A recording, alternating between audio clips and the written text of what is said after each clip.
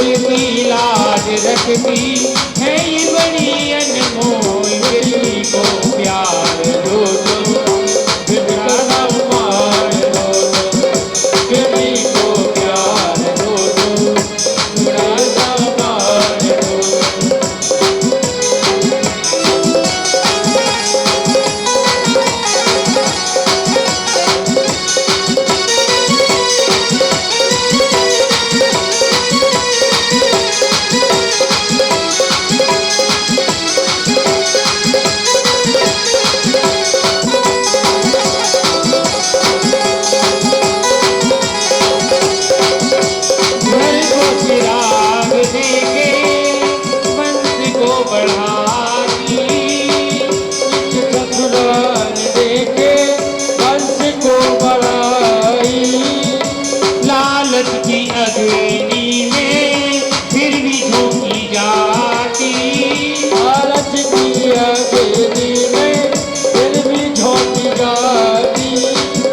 तो थोड़ी शर्म करो ना, हर इज्जत को रो, दो कुल की लाज रखती है ये बड़ी अनमोल, बेटी को प्यार दो तुम, थोड़ा सम्मान दो तुम, बेटी को प्यार दो तुम, थोड़ा सम्मान दो तुम, बेटी को प्यार दो तुम, थोड़ा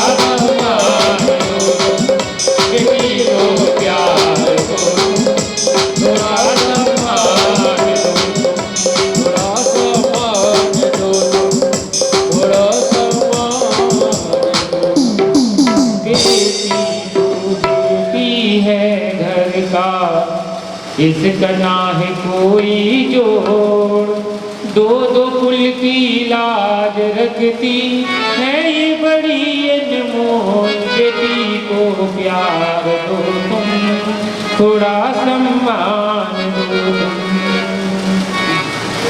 आज सुकन्या देवी ने देखो अपने पिता की भी निभाई और अपने पति की भी सेवा की, और पतिव्रता नारी दोनों कुलों को जो है उस शिखर पर पहुंचा देती है कि इतिहास में उसका नाम अमर हो जाता है, और उसके जो संस्कार होते हैं उनके वंश में भी आते हैं, जिससे कुल भी अच्छे संस्कार से युक्त होता है।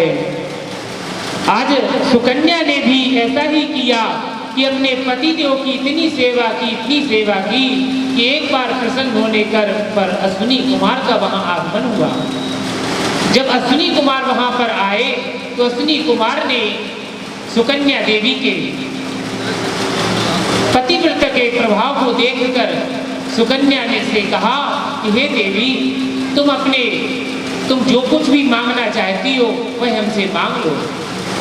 सुकन्या ने कहा, हे देवर्षियों, यदि आप हमें कुछ देना ही चाहते हैं तो मेरे पति की आंखें ठीक हो जाएं और उनका शरीर भी बिल्कुल नवयुवक की तरह हो जाए।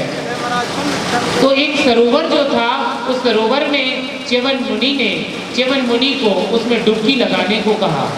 जैसे ही च्यवन मुनि ने उसमें डुबकी लगाई, च्यवन मुनि के साथ में डुबकी लगाने पर 3 युवक, 2 अश्विनी कुमार और स्वयं तीसरे च्यवन मुनि, एक नव युवक की तरह सूर्य के समान मुख को, जिनका मुख सूर्य के समान दमक रहा था, ऐसे 3 युवक उस सरोवर में से प्रकट हुए, जिनमें अब तीनों को देख करके तुरंत सुकन्या ने अपने पति को पहचान लिया, और अपने पति के पहचानने पर अश्विनी कुमार ने की प्रभाव से च्यवन मुनि एक सुंदर युवक बन गए।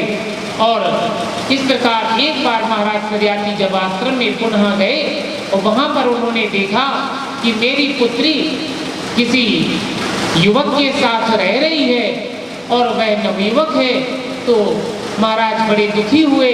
उन्होंने अपनी पुत्री को डांटा और कहा, बेटी, मुझे तुमसे ये आशा नहीं थी। तब सुकन्या ने पूरा वृतांत बताया, हे पिताश्री, ये तुम्हारे दामाद च्यवन ऋषि ही हैं। इस प्रकार से ये सुकन्या एक पतिव्रता नारी जो सूर्य वंश में का नाम जिन्होंने उज्जवल किया, इसके बाद में राजा परीक्षित सुखदेव जी से पूछते हैं, हे राजन, हे मुनिवर, अभी और हमें कुछ कथा बताइए कि सूर्य वंश में और कौन कौन से राजा हुए जो बड़े महाप्रतापी थे। तो मनु महाराज के एक नभग नाम के पुत्र थे। मनु महाराज के एक पुत्र का नाम था नभग। ये नभग नाम के जो पुत्र थे, इनके नाभाग नाम के पुत्र हुए। नाभाग से हुए अम्बरीश। ये नाभाग जो है, इनके पुत्र का नाम था अम्बरीश। राजा अम्बरीश गुरुकुल में अधिक वर्ष तक रहने के कारण भाइयों ने इन्हें अपना हिस्सा नहीं दिया था, राजा नाभाग को।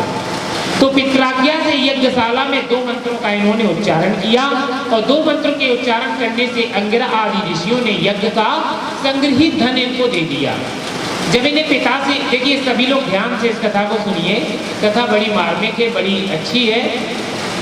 तो नभग नाम के जो राजा थे, उन्हें जो है, जब उनके पुत्र जो नाभाग थे, नाभाग को उनके भाइयों ने कोई हिस्सा नहीं दिया।